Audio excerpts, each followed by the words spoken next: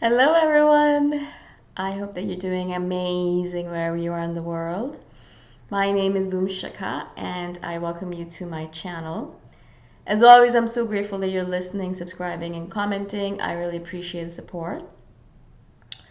In this video, I want to speak to you about my ego.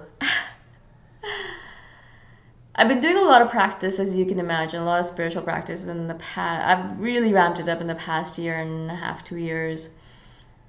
So maybe I haven't said this before, but I usually do 5 to 6 hours of yoga practice every single day, yoga and meditation. And so that is much more than I was doing before.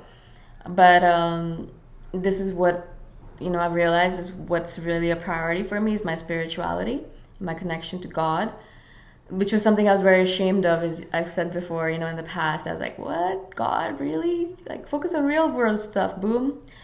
But I realized this is the most important thing to me. So, let's just admit it. Let's just get it over with. Let's not lie to ourselves anymore. And so, of course, a lot of my spirituality and my connection to God comes from my yoga practice. It comes from my meditation practice. It makes me feel more and more connected to God every single day. And so, as I said, I've been doing a lot more than I've ever done before. I never did 5 to 6 hours of yoga and meditation practice before. Maybe an hour, max, really, an hour and a half, maybe. So, as you can imagine, not only is it very cleansing for the body, but it's very cleansing for the soul and for my psyche and for my subconscious. And of course, a lot of stuff is coming up for me. A lot of stuff that makes me realize a lot of interesting details about myself, but also makes me realize, oh my God, I have so many weaknesses.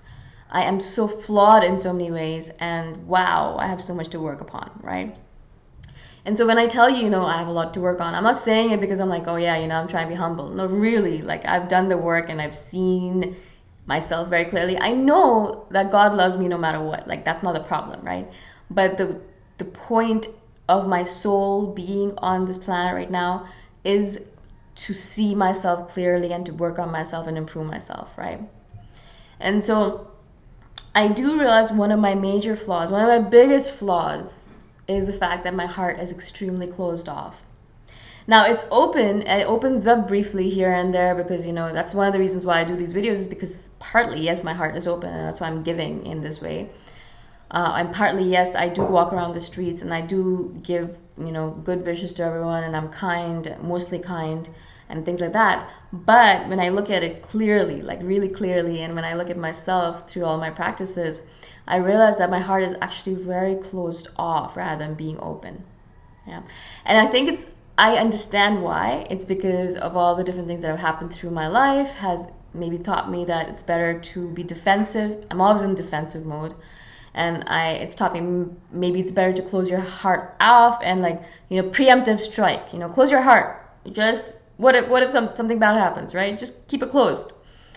And so I kind of go around with my heart closed because I'm protected that way. But maybe I'm protected, but it also means that I don't have I'm not open to experiences, to spontaneity, to life. I'm closed off to life, right? And I notice that a lot is that I end up saying no to life a lot. Not I'm saying that I should be saying yes to every event that comes through my way, but I'm saying no to life. For example, there might be a little girl that might come up to me and want to play, but because I'm so busy with my work, I'm like, no, I have work to do. I'm sorry, but you're gonna have to play with someone else. It's a very small example and it's a very random example, but I hope you get what I'm saying. I'm saying no to life by not playing more, right? By making myself more rigid, by working too much, by rushing through life in so many different ways, right? And so I realize more and more that my heart is so closed off. And of course, I'm doing a lot of heart practice now, doing a lot of bhujangasana, which is the cobra pose, to open up the heart. And I notice not only is my heart open physically, I can see it in my posture, because normally I'm very hunched over, but I can see how it's opening up. But also I notice in the way I look at the world, the way I'm open to the world, to the way I interact with the people around me. Yeah.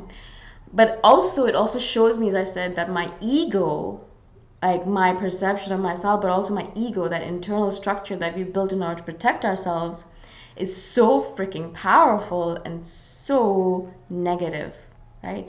My ego is so judgmental and so negative and so strong that I always compare myself to others. I always put others down. I put myself up. I'm always judging other people negatively or critically. I'm always judging the world negatively and critically. I'm always doing things based upon ego rather than upon the heart, and so much more. Like these are some of the lessons I've learned about myself, but there's so much more I'm sure that's coming. And I wanted to do this video because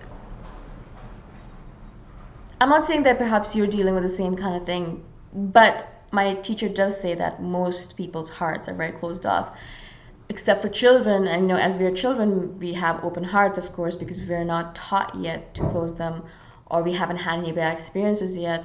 But as life goes on, as we move forward, life happens, and we close ourselves off. We are told or believe that the best way to deal with the world is to close ourselves off, right? I mean, as I said, we get into defensive mode. And we start protecting ourselves, no, so much so that we forget to live, right? We always assume someone is out to get us.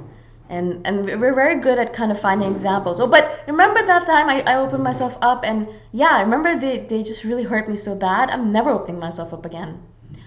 And so we use past examples, and I'm sure a lot of you can be like, but no, it's really happened to me. Really, I tell you, boom, everyone I meet, they're always out to get me and things like that. And I've heard a lot of you say that as well. And I'm not saying that you're wrong or right, but I do know for myself, the more I come into my heart, the more I realize, yeah, it's me causing all of these problems, right? I'm the one who closes myself off.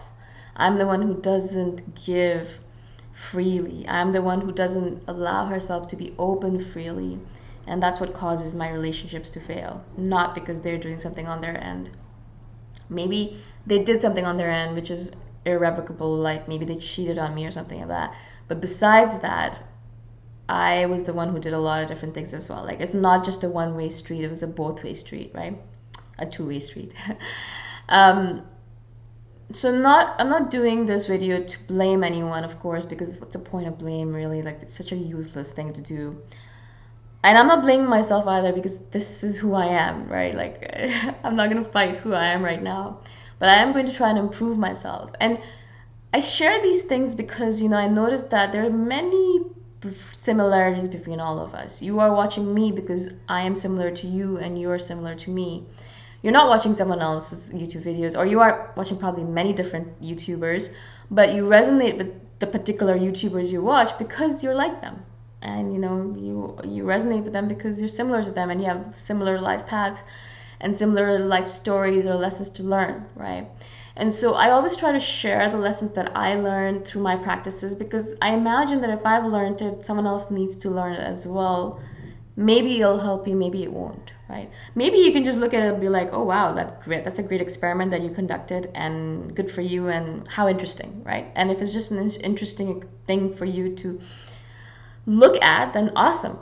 I'm glad that I can entertain you. But also to realize that there is a reason you're listening to this right now. And I always believe that everything falls into our lap, or into our vision, or into our sensory field at that particular moment in time, because it's meant to teach us something.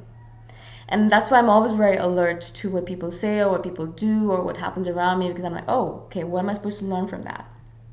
Because nothing is a coincidence and nothing's random. We might imagine that it's random, or we want to ignore it because it doesn't suit our purpose, or it's not important to us, or it's too difficult to pay attention to it. I do that a lot. I'm like, oh, I don't have time for this. I'm going to ignore it. But the truth of the matter is, everything around you is there to teach you a lesson. Everything, right? Maybe you believe this, maybe you don't, but I do definitely believe it. I'm really trying to inculcate it into my life. And so I don't know, and you're probably not interested in a 4 to 5 or 6 hour yoga or meditation practice, of course. I get it, you have life to live, and I've had to give up a lot of my life in order to live this spiritual life, partly. And so basically my life is like, I do spiritual practice, and then I do my work, and then I go out into the world and live and explore for a little bit. I can't imagine if I had a family how I'd do it. I guess that's why I don't. But I do notice that I do notice that if I didn't do the spiritual practice, I wouldn't have had all of these lessons and insights about myself, right? So again, I'm not saying that you should do the 5 to 6 hour practice, obviously, but if you do feel at all that your heart is a little tiny bit closed off, even a little bit, I do recommend that you do a cobra practice, a cobra pose practice. It's Bhujangasana or cobra pose, and I've noticed immense benefits to me from it. You know, I do it for 15 minutes. Right now I've been doing it for 15 minutes. But maybe that's too much for your lower back. You know, you don't want to hurt yourself. Do a 5 minute practice even. See how you feel your heart come alive. It literally, for me, I feel like it's like intense. It's as if I can hear and feel and see my heart beating. It's so amazing. So I just wanted to share this with you. Of course, like you can take it or leave it. Obviously, I just want to share my experience so you can maybe garner something from it. If not, then I'm really grateful that you're listening still, that you're on my channel, that you appreciate my work, and I appreciate you. And I shall see you in the next one. Bye for now.